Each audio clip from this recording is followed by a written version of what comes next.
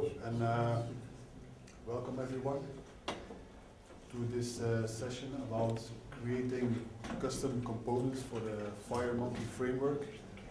I don't know how many of you are building FireMonkey applications already. Okay. Who have played with it, explored a little bit. Okay. So today we have two sessions on creating custom components for the FireMonkey framework. And so we will in detail have a look at how these components can be built to, let's say, live as first-class citizens within the FireMonkey framework. That means to use the features that FireMonkey was designed for. So we will build up a rather set of basic components that show the techniques that are behind, and we will also have a look at some components that we created already internally. Some information: I'm Bruno Fierens, as most of you probably know, running TMS software. We have been doing components for Delphi, VCL components so far, for the past 15 years. And so these are a couple of sources where you can find our latest information. So what's the program of today? Two parts. In the first part, we will have an overview of the differences between VCL and FireMonkey. I just wait a little bit till everyone has a seat. Okay. So in the first part, we will have a look at differences between the VCL framework and the FireMonkey framework. I don't know how many of you have created custom VCL components. That's quite a lot. That's good. Excellent.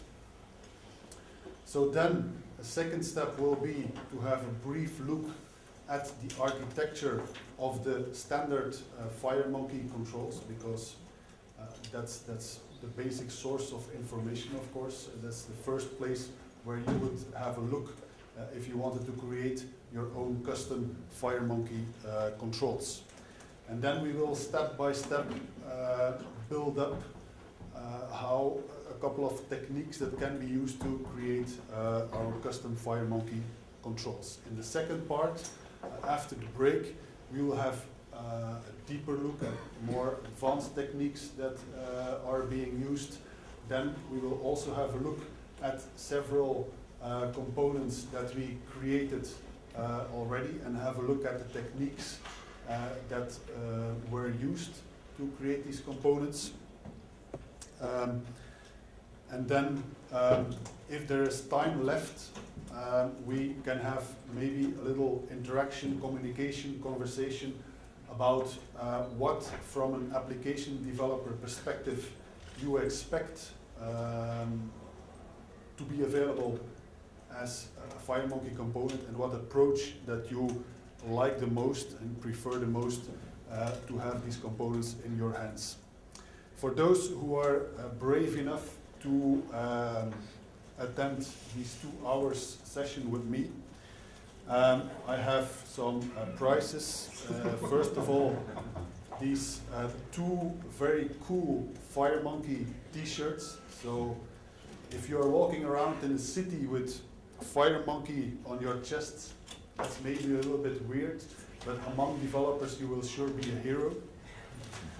So 2 t-shirts at the end, and then an exclusive one. Only 10 have been made worldwide, so if you don't like it, you can also always sell it on eBay as an extreme rare item. I prepared some quick little FireMonkey game, really something simple, and we will play the game at the end of the second session. Okay. First of all, legal stuff, you know. First disclaimer, I did not design the FireMonkey framework. That means I'm not an expert in all the technical details that are behind the FireMonkey framework, because I did not write it myself.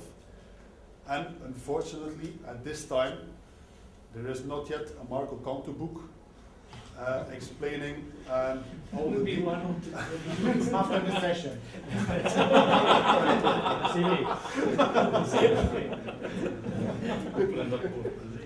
So actually our main source of information has been the source code of the FireMonkey framework itself. So fortunately, Embarcadero ships the source code with Delphi XE2. A second disclaimer, we might experience a crash from time to time during the session. That's because in our experience, there are sometimes problems when you create a component and you add some stuff and you recompile the package that is already loaded in the IDE and your component changed, and the designer seems to have sometimes a problem with updates that you make in your component. So if this happens, that is mostly the reason behind that. We will see if crashes happen during this presentation. So first of all, let's start from VCL, where we all come from. And I made some quick summary of the types of VCL components that exist.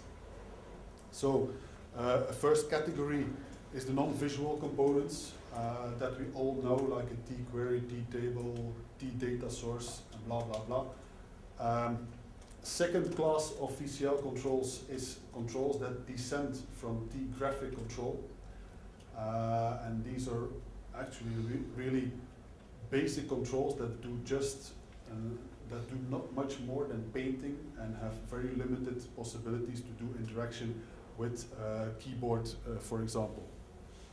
Then, third class of VCL components are the ones that are wrappers around existing Windows operating system defined base classes, like a T-edit, for example, is nothing more than a wrapper around the edit control class that is defined and that is actually part of the Windows operating system. So a T-edit, a T-listbox, a T-listview are just a few examples of this type of VCL controls.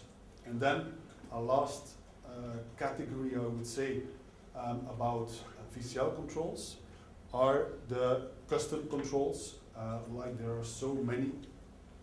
And these descend typically from T-custom control, and they have their own window handle, and they handle keyboard, mouse input, etc.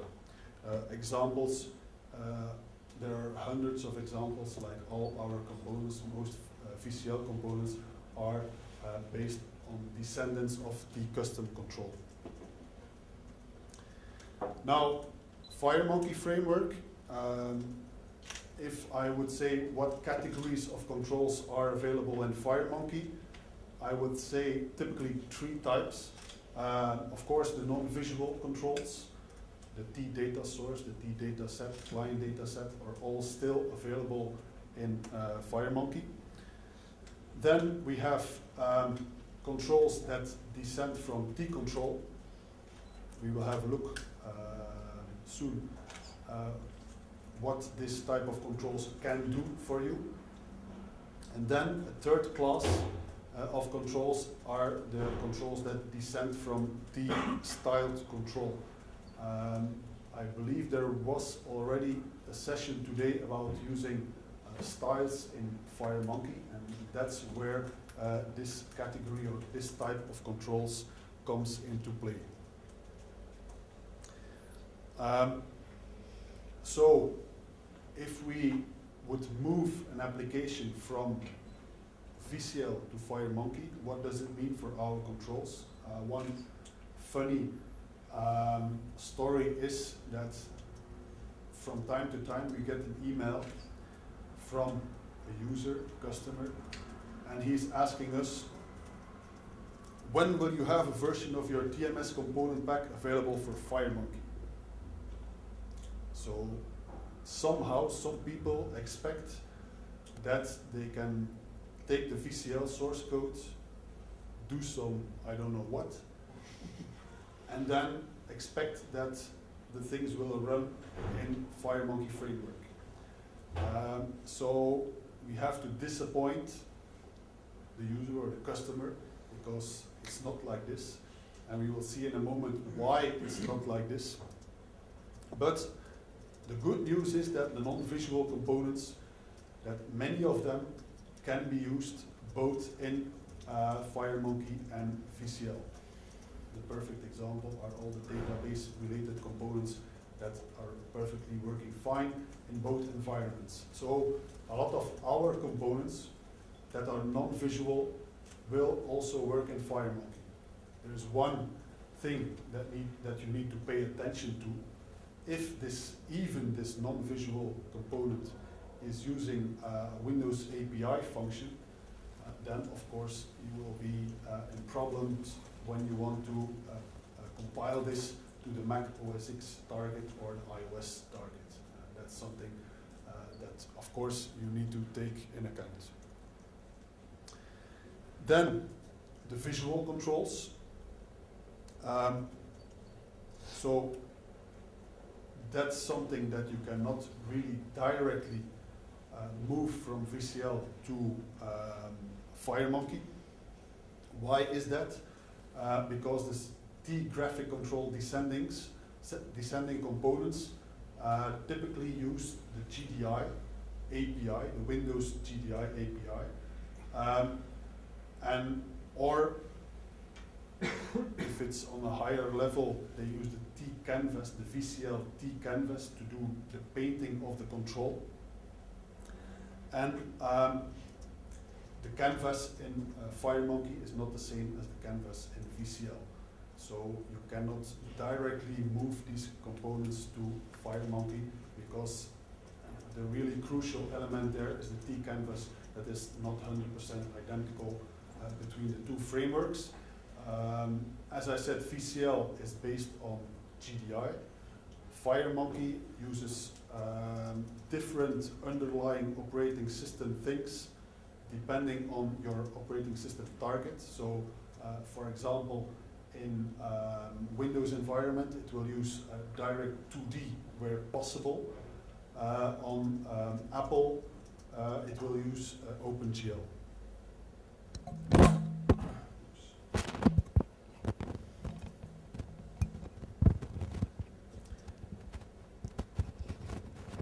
So for our next class of VCL components, the wrappers around Windows classes, like the TEdit, the TListBox, the TreeView, etc. It's quite evident that also this type of controls cannot be used from FireMonkey, because FireMonkey has nothing to do with Windows handles. It abstracts everything, so we can't rely on a Windows operating system level defined tree view, because if you target Apple, you are dead in the water, because such a tree view is not in the Apple operating system. These controls typically descend from T-Win control, use Windows handles, use Windows messages, and FireMonkey is not dealing with Windows messages. And the last category of VCL components, they have the same problem. They are typically descending from T-custom control. T-custom control means that they are using underlying a Windows window with a window handle, have the Windows messages that they handle. So all of this is, they typically use also a canvas that lies on GDI. So this is all not available in FireMonkey. So there's no direct portability of these kind of components. So let's have a look at the life cycle of a VCL component and compare it to the life cycle of a FireMonkey component. I'm talking here about a VCL component that descends from T custom control, so has a window handle. So typically your class instance is constructed, it's by its constructor, but then the real life only begins after a window handle has been created for your control. And that moment is when your method create VND is being called. Then when this is called, you have the window handle, you can start receiving Windows messages, you have the window handle that you can use to paint your control. So at that moment, your component is alive and well on your form. The life of the component ends when it's being destructed. Part of the destruction of the component is that it receives a WM destroy message, and that destroys the handle, the window handle of your control, and then your control is freed or destroyed. In FireMonkey, it's a little bit different. You have no window handle, so that's actually a bit easier to deal with. So you have your constructor that's being called, an instance of your class is created. What is shared between VCL and FireMonkey control is that when its properties are loaded from the DFM file, which happens to be called XFM in FireMonkey, your loaded method is called, and then your component is alive, and we will see in a moment how you interact then with the mouse and the keyboard, etc. An important difference in controls in FireMonkey framework is the difference between styled and non-styled controls. Basically, controls that descend from T control and controls that descend from T styled control. What's the main difference is that in a T control you have a paint method. Actually, there are different paint methods, but we will also have a look at that in detail in a moment. But this is a little bit the same as in VCL, the paint override that you use to paint something in the control. You have, just like you have in the VCL, protected methods for key down, key up, key press, mouse down, mouse up, mouse move, mouse, there's even a mouse wheel message. So these are all available as the same protected methods on T control level. You have both in the T control and the T style control a canvas, that is the FireMonkey canvas, not the same as the VCL canvas, but you can use it to draw something on this canvas. And as I explained, it uses on Windows Direct 2D when possible. Of course, it requires Windows 7 for that. It will fall back to GDI Plus on older operating systems.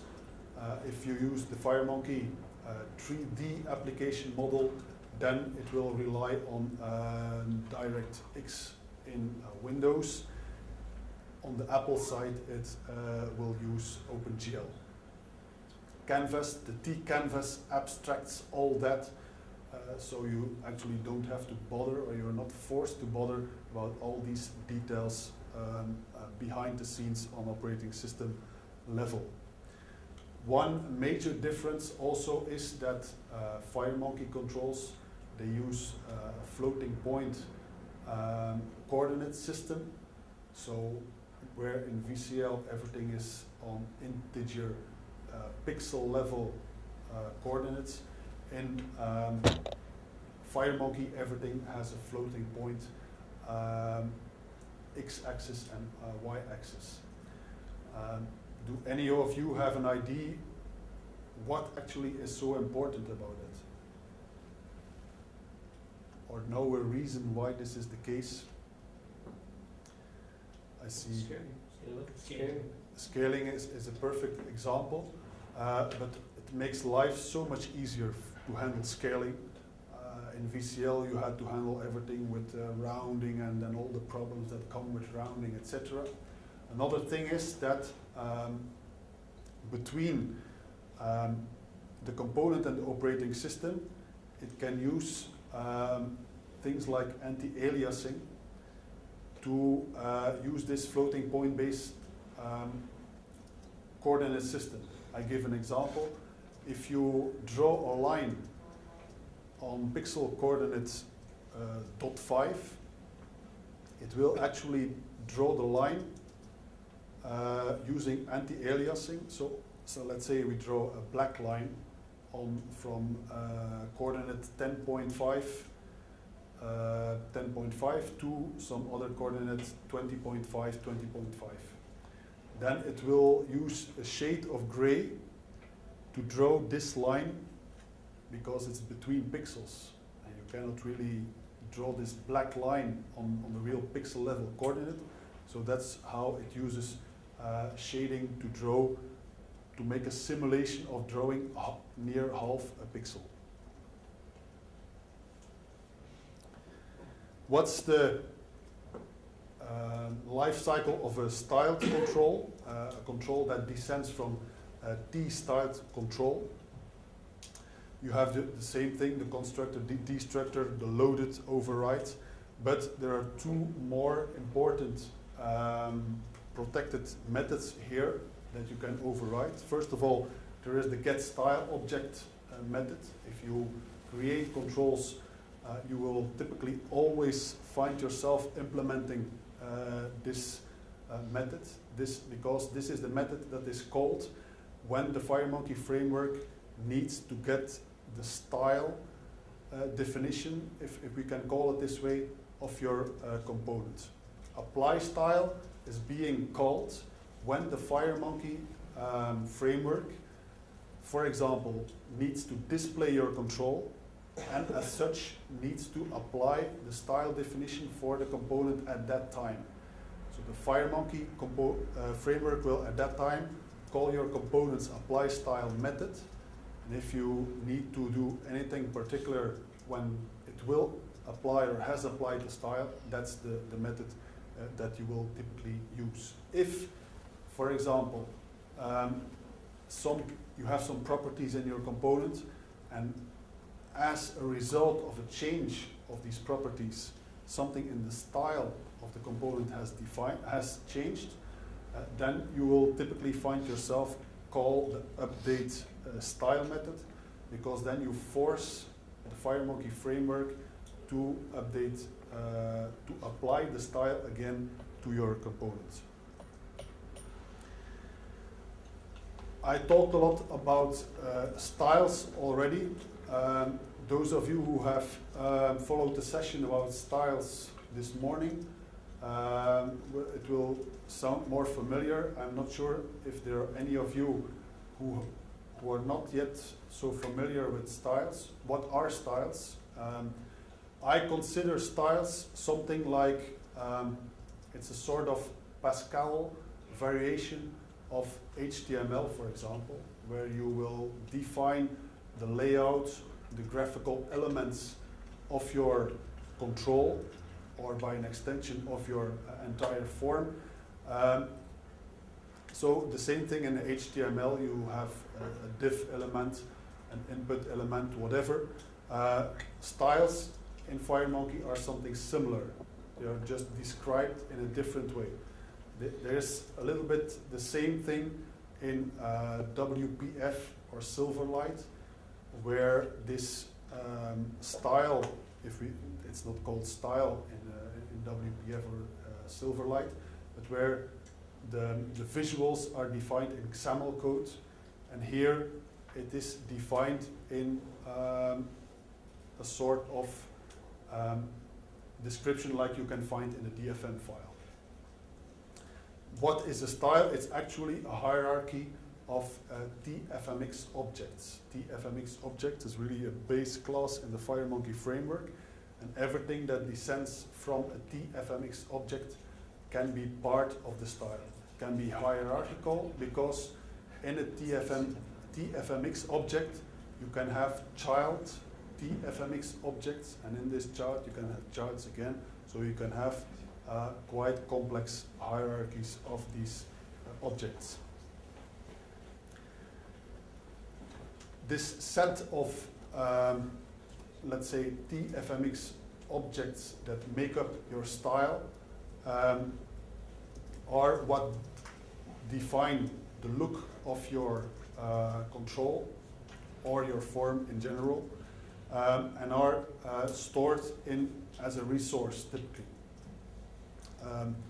These resource can be stored in the style book, which is a non-visual component that sits on your form, where you can add two types of styles. You have the custom style, you have the default style.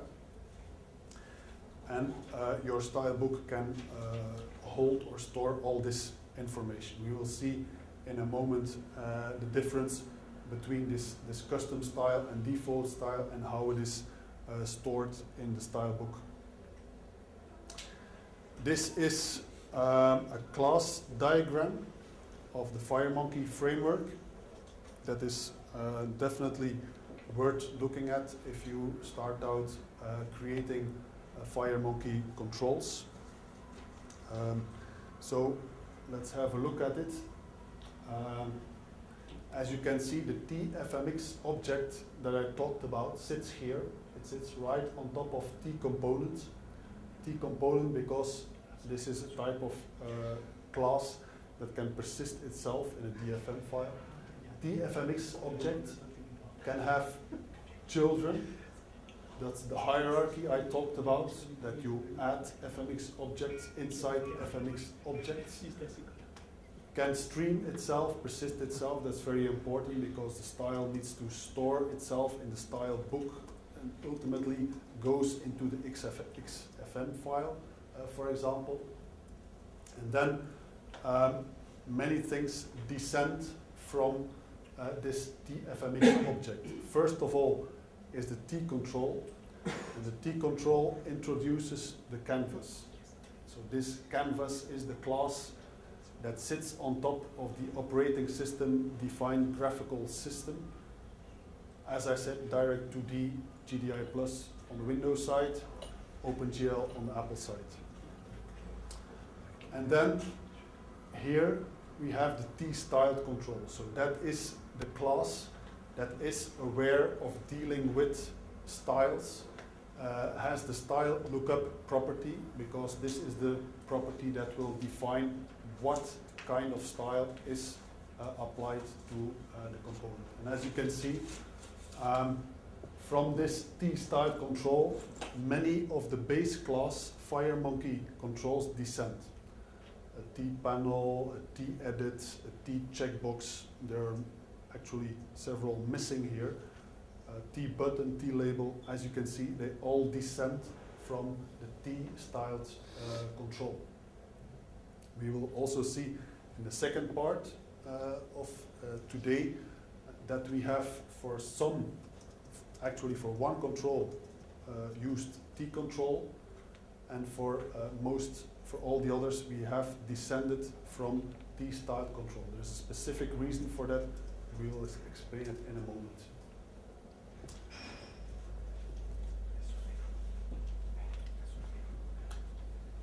So, before starting to create our own FireMonkey controls, it's always good to have a look at how is a standard FireMonkey control created or built up. So let's switch to XE2. Let's create a new FireMonkey HD page, and I will start with a checkbox.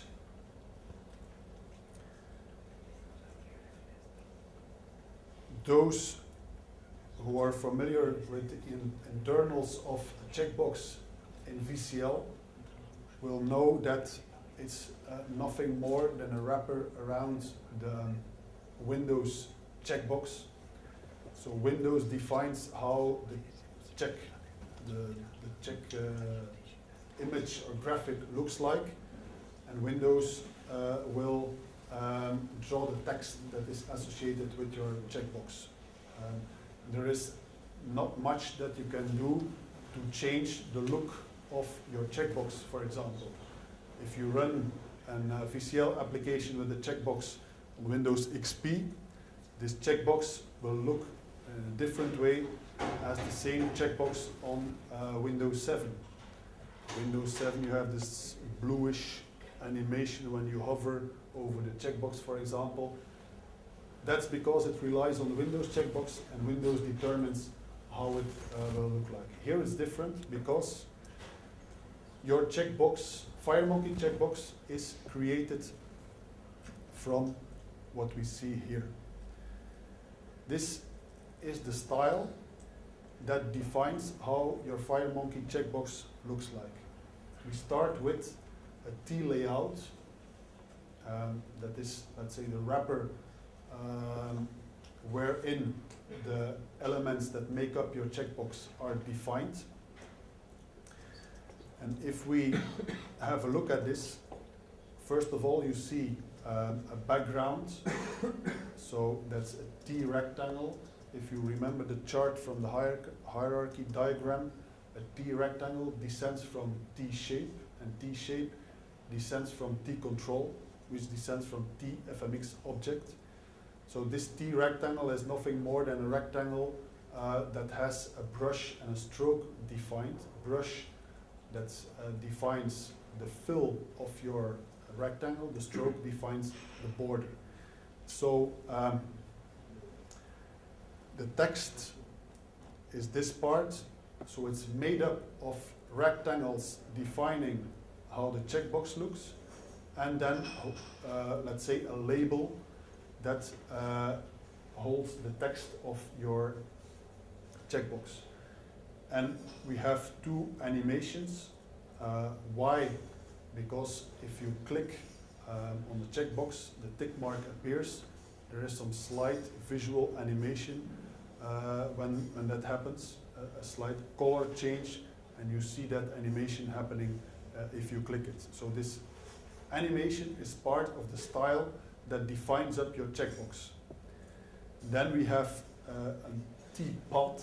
A Teapot is something that is a collection of points that are drawn.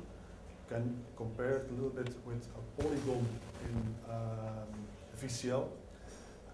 So the check mark, this thing, is defined like a collection of points that make up a teapot that draw the check mark.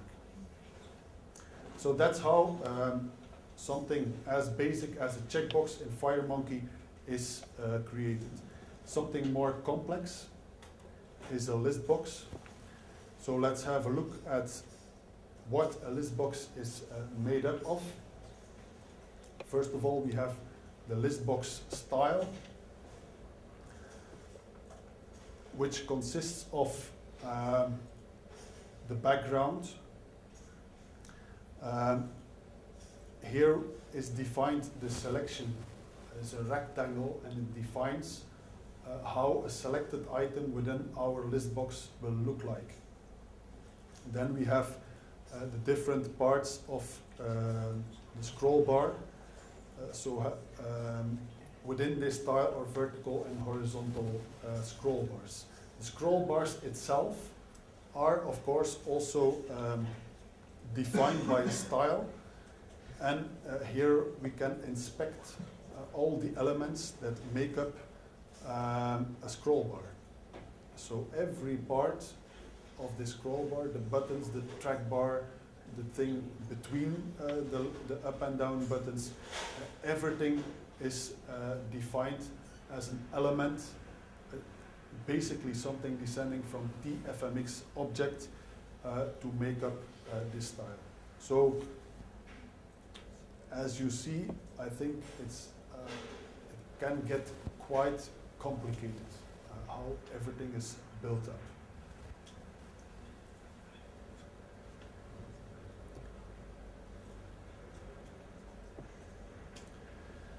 So we will, to create our first custom FireMonkey control, we will start the easy way, and I call it more the VCL-like way, because for this first control, we will simply descend from T control, and we will use what we were used to in VCL, paint something on the canvas, which here in this case will happen to be the FireMonkey canvas.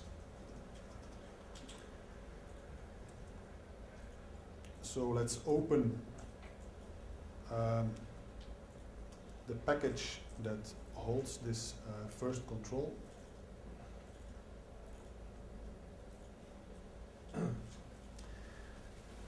With respect to how components are installed in the system, everything is the same as in the VCL. So we have a package. In our package, we add units that define our custom control class. We register the class, so everything is the same as in VCL. Here, for this control, I descend from T control, and I call it T paint control because here I show the classical painting-based way of creating a custom control. I define some properties, and I define color, font. There is a reason why I put color here. I will explain it in a moment. And also item count. Why? Because in the next samples, I will also typically use the item count, and this way you will clearly see a difference. The registration of our component on the component palette is exactly the same as in VCL. We define a register procedure in our unit, and in its implementation we call register components, and that's it. It passes an array of classes that we define. In the constructor, we do nothing more than set the width, initialize the color, create an instance of our font, clip children, which I believe is not necessarily needed here, but that's not important. The destructor, we destroy the font. And here in this type of control, the main job is happening in the paint. Same way as in the VCL, a protected paint method that we override, and there we use the canvas to draw something. Here in this case, we had an item count property, and I will simply draw a number of rectangles within our control depending on our item count property. So we use the FireMonkey canvas, and one important thing is the fill of this canvas, the fill that can be way more than what we can typically do in the GDI world of the VCL canvas. In the fill, we can define that it's a gradient, that it has all kinds of gradients, radial gradients, gradients with an angle. You can have gradients with multiple points where you specify what color it must be. So it can have a texture fill, for example. So the fill of the canvas is already a completely different and very richer world than we were used to in the VCL. We create a rectangle. As I pointed out, our rectangle is a rectangle of floating point coordinates. So that's why we use a rectf function. And we use the fill to fill this rectangle. The second parameter here, or the last one better, is the opacity of our rectangle.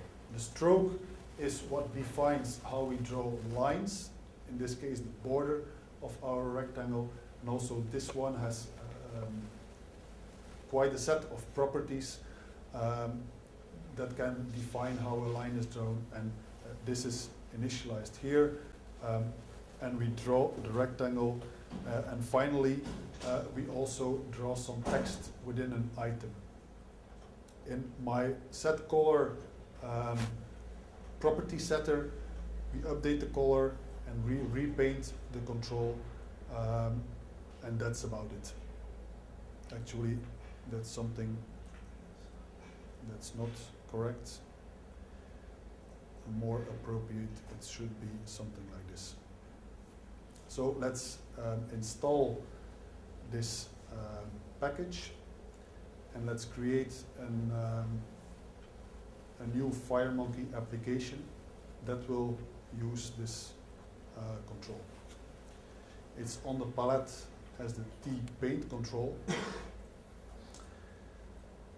and my item count is by default 0. If I set it to 5, you can see that it has now filled our control with 5 items.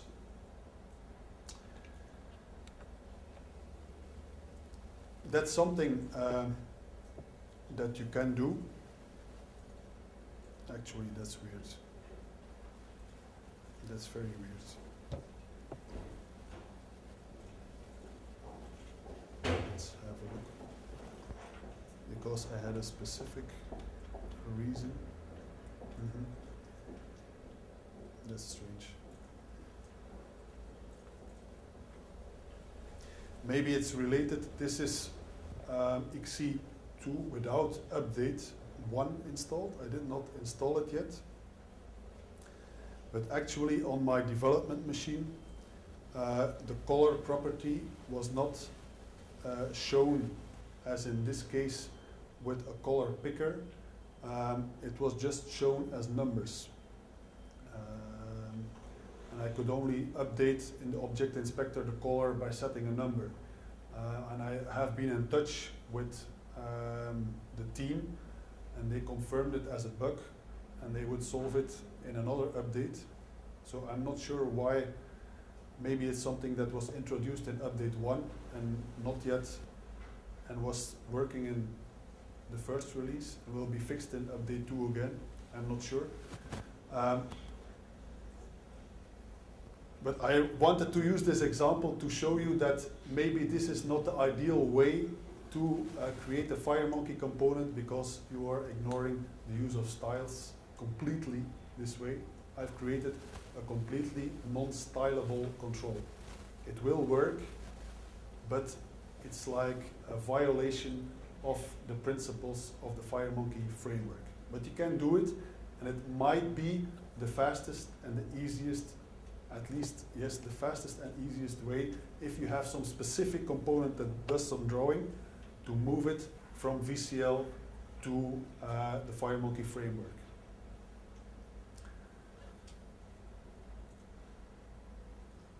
So that was the first introduction, the classical painting control. So let's move on, and let's move to create controls in a way that FireMonkey was designed for, to use styles. I have a first example of a control that uses styles.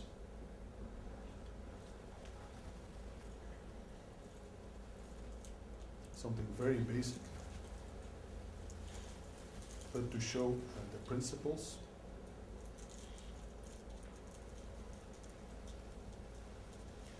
So, as you can see here, I descend from T-styled control, and I create my T-custom styled control. Most important here is that I override the getStyle object protected method, because there is where it happens. There is where the FireMonkey framework expects that I return the style definition for my components. This is a function, a helper function, you can call it this way, that we wrote to load our style from a resource. Registrations, exactly the same. Initialization or constructor of the component and setting some width and height, exactly the same. But here, the most important is the getStyleObject method. What happens here is FireMonkey at several instances needs the style for our component. Of course, it already needs it to show itself on the form, but it also needs it, for example, if you start in the FireMonkey framework, the style editor, then it needs to know what style is defined for this control. So at that point, it will call getStyleObject. Where does the style object come from? Once it is in the style book, which is the book, the set of styles that defines all the styles that are being used in our form, or by extension can also be defined on application level, it looks up if it can find the style template for our control, first of all in this place. And it has for this its own mechanism to find the style. If it does not find the style, that probably means, or most likely means, that it is not yet initialized in the style book, or it's not existing yet. So that's where we create it ourselves. And we create it by loading it from a resource. Nothing forces us to load it from a resource. We could as well create some objects that define the style ourselves in code dynamically. For example, instead of writing here load from resource, we could create a T rectangle. T rectangle descends from T shape, descends from T FMX object, so is a candidate that will work fine to define the style for this component. Here we choose to load it from a resource file. I will show you in a moment that there are some advantages, especially as your component grows more complex. So what happens here is, okay, leave it to the FireMonkey framework to try to retrieve the style.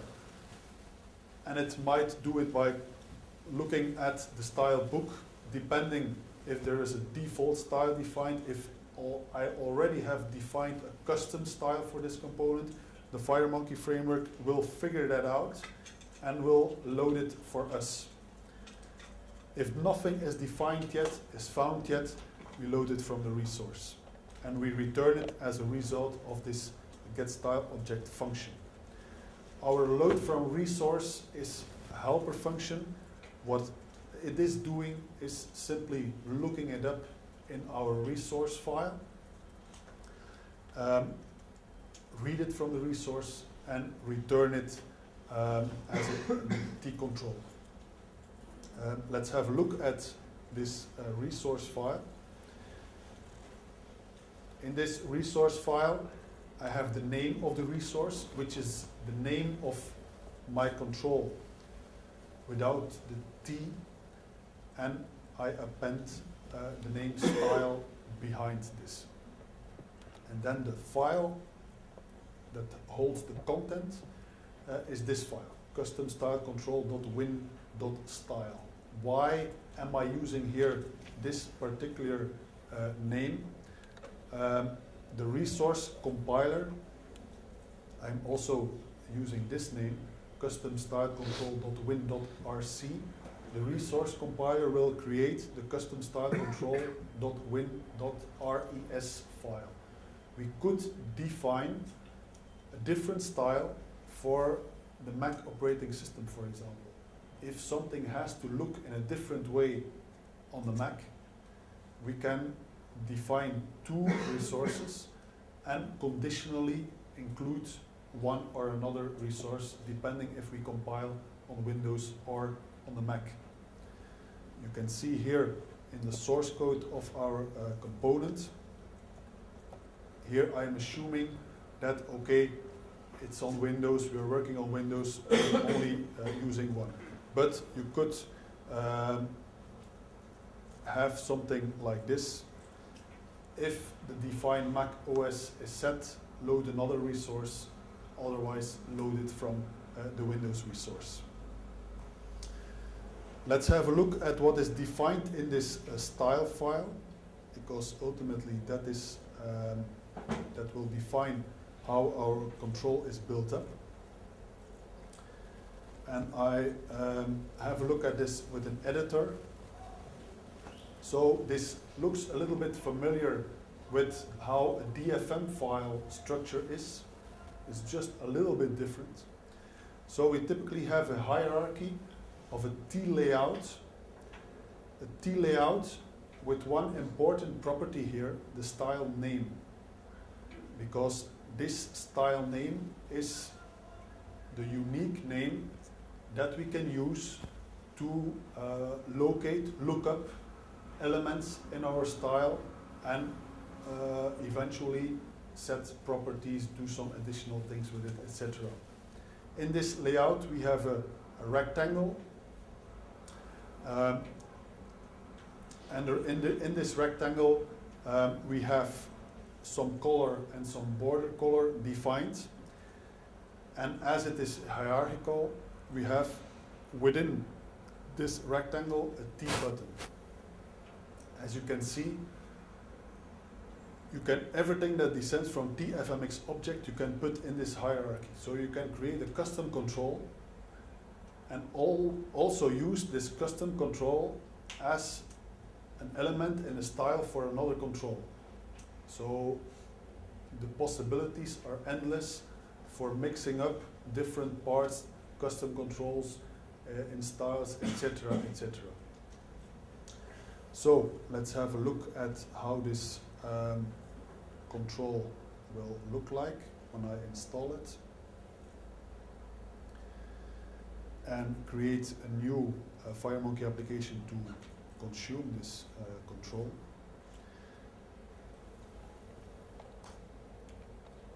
This is our yellow rectangle from the T rectangle that you saw in the style, and you see our button. Now, by defining this style, this component becomes customizable via the style editor. So I can right-click on this component and either change the default style or change the custom style. I will first start by changing the custom style. If we start the style editor, you see here our hierarchy of TFMX objects that made up this style, this rectangle, and this button. So I can take this rectangle, use its fill property, and for example, change the color. I can take the button and, for example, make a cancel button of it, like this. So now I have a custom styled variation of my T-styled custom control. This information is stored in the style book at this point. If I create a second instance of my control, it has again the yellow background and the default OK button. If I go to edit default style, I have the same definition of the style, so I can change it again to, for example, and make it the ITDevCon button, like this. So now this definition for the default style is also stored in our style book. The important difference now is if I add a control again, you see that it automatically picked up the default style that I have defined for my custom control.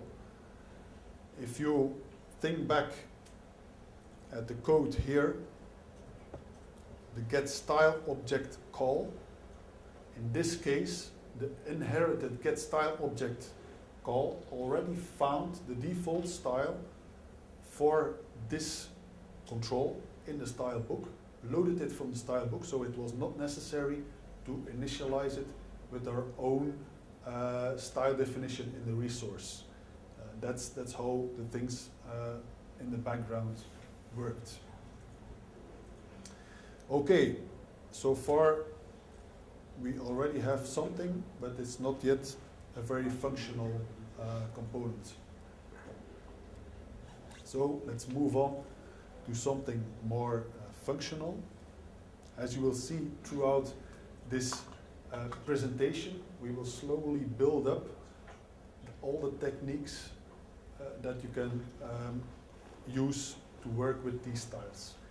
Maybe before I advance to this next step, let's show some technique that we have used quite a few times to create the default style of our component.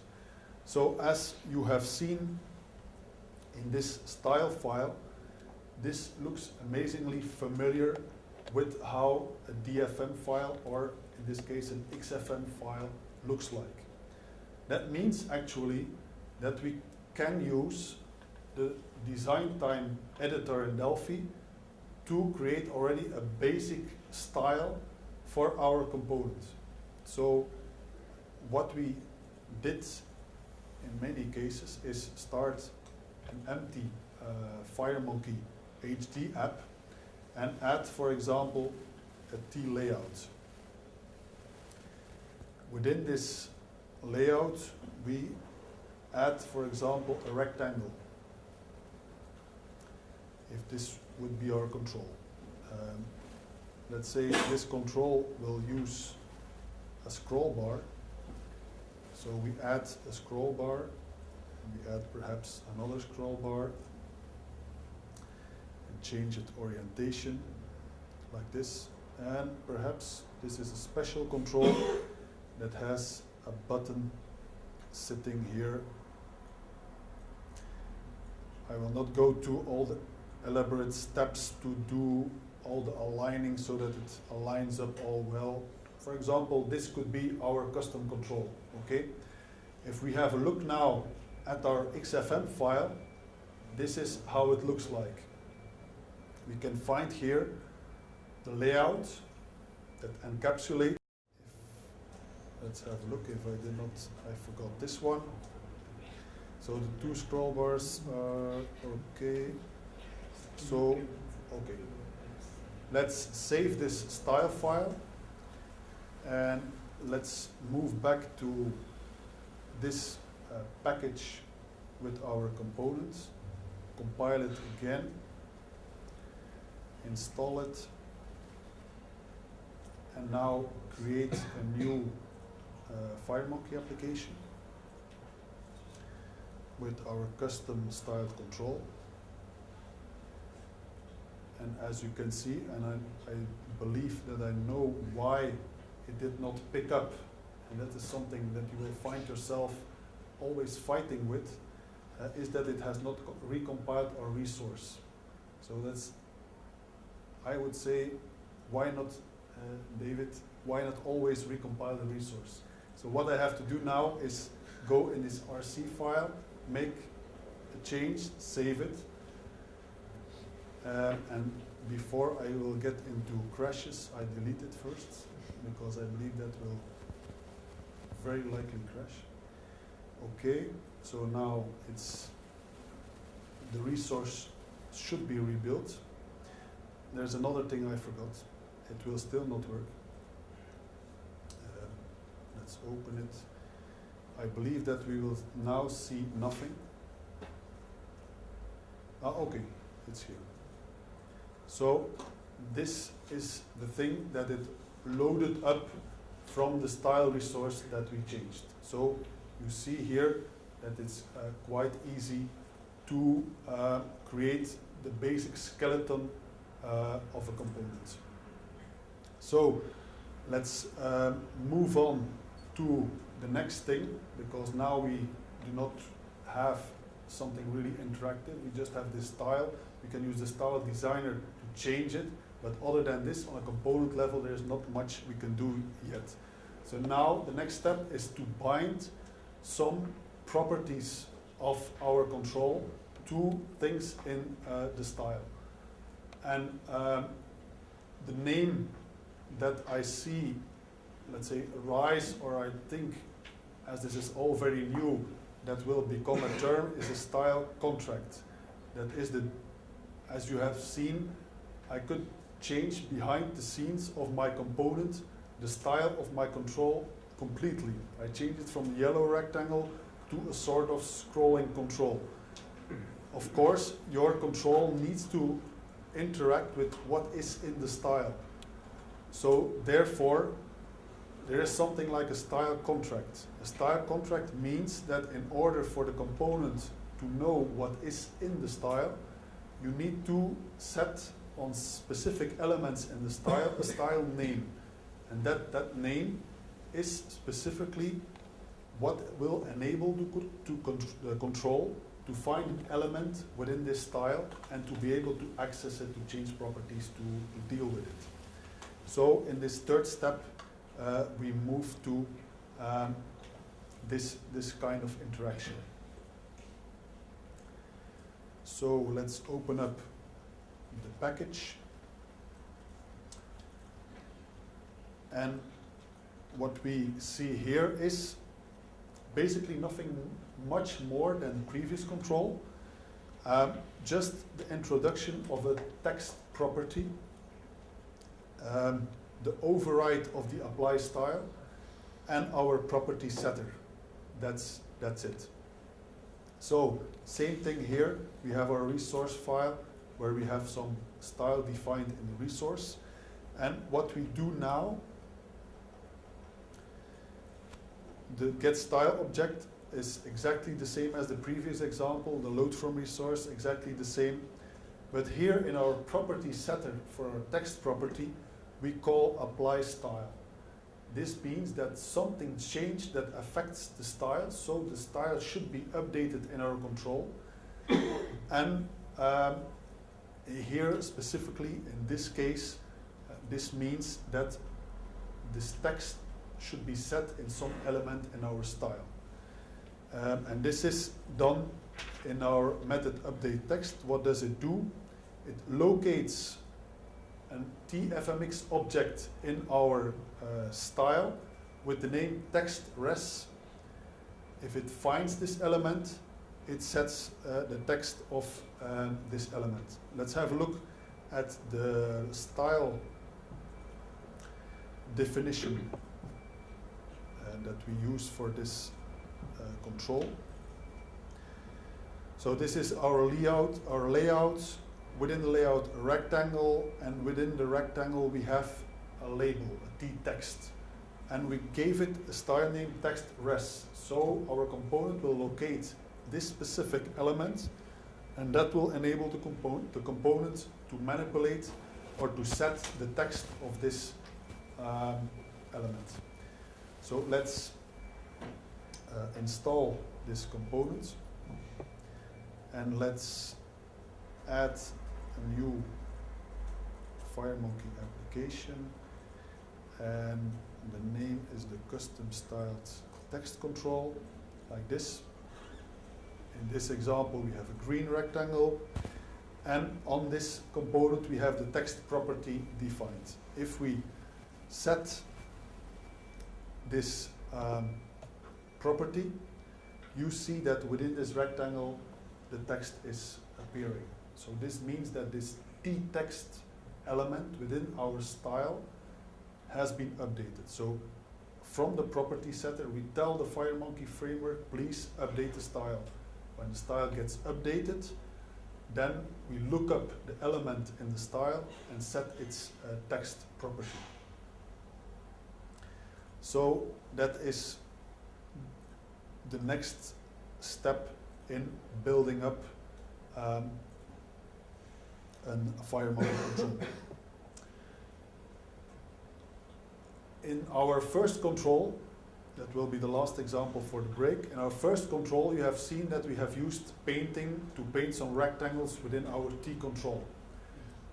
Then we moved on to using styles, but nothing actually prevents you from mixing painting and using styles.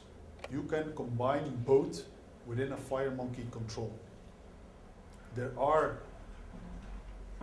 contrary to the VCL framework, more painting methods virtual methods defined in a FireMonkey control. There's more than just the paint override, there's also the paint children. The paint children means is a method that is called after all the children of a FireMonkey control have been painted. So this method is typically what you would want to override if you want to paint something on top of the style template that you have loaded in your control. So let's open the fourth demo.